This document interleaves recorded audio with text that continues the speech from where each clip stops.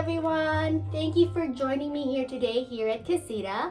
So today we are going to do a special activity because it is Easter week and that means we'll be celebrating spring. We wanted to celebrate spring in a fun way by doing an activity. So today we will be doing seed paper bombs. So I've got already here a couple of bombs that I've already made. So these seed paper bombs are what we are going to be planting inside your little planters, or if you have a pot of soil you can plant them in, and these will blossom and grow into those beautiful potted plants or maybe some herbs. So here we are. And to do our seed paper bombs, we don't really need a lot of materials or ingredients. Simply we need some sheets of paper. If you have recycled ones, even better. But if you have colored construction paper, they would work best. You would need a pack of seed and some, over here I've got a strainer, which will help us to drain out the liquid in a bit. And today I will be showing you two options.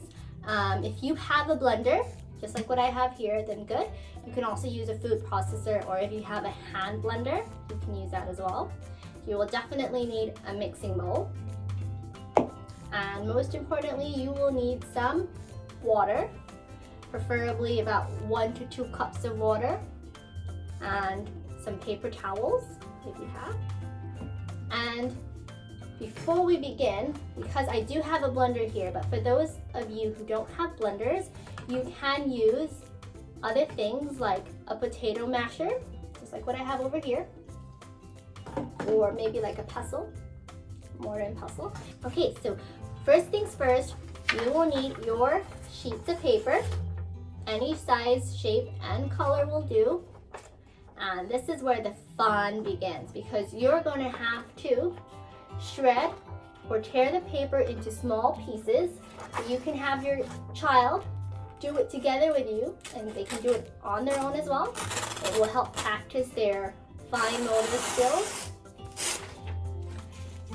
And they can shred or tear it into many kinds, into different pieces, into different shapes if they want. But if you will be doing the manual method, as I pointed out earlier, you can use the potato masher and mixing bowl instead of a blender. I would recommend that you tear the pieces of paper into small bits of pieces.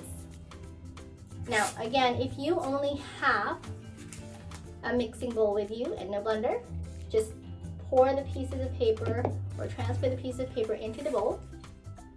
But as I have my blender here with me today, I'm also going to put some in my blender.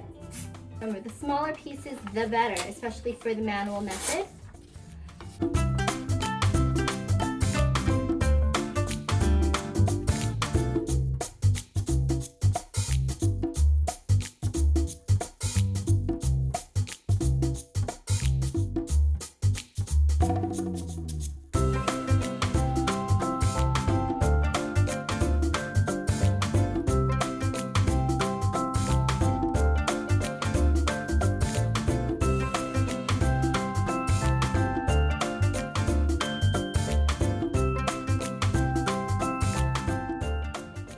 Sprinkle some seeds in, and just like clay, I am just gonna mix it up.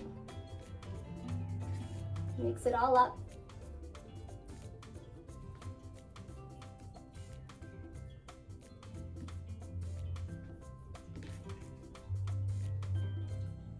And now they're ready to be formed into tiny balls.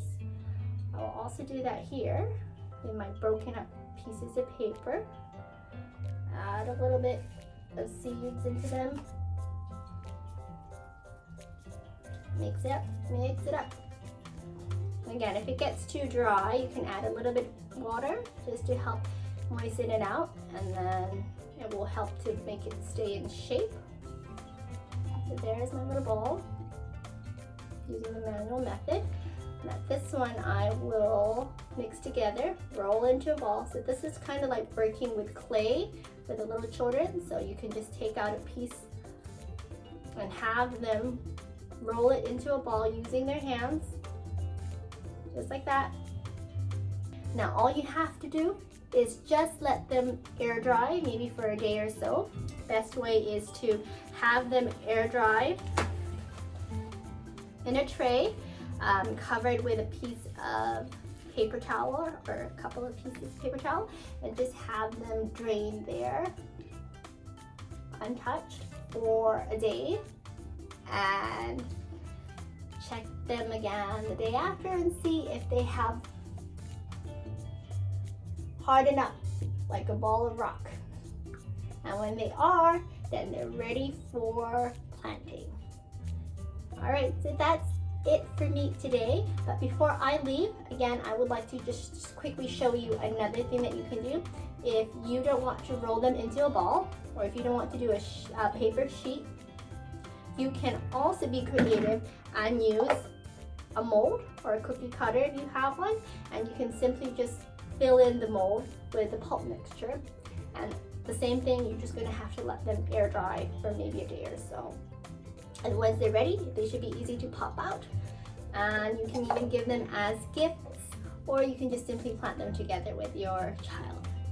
Now, that's all for today, and I really hope that you had fun doing the activity with me. This is a very nice spring activity you can do with your children. Thank you for joining me. Bye now.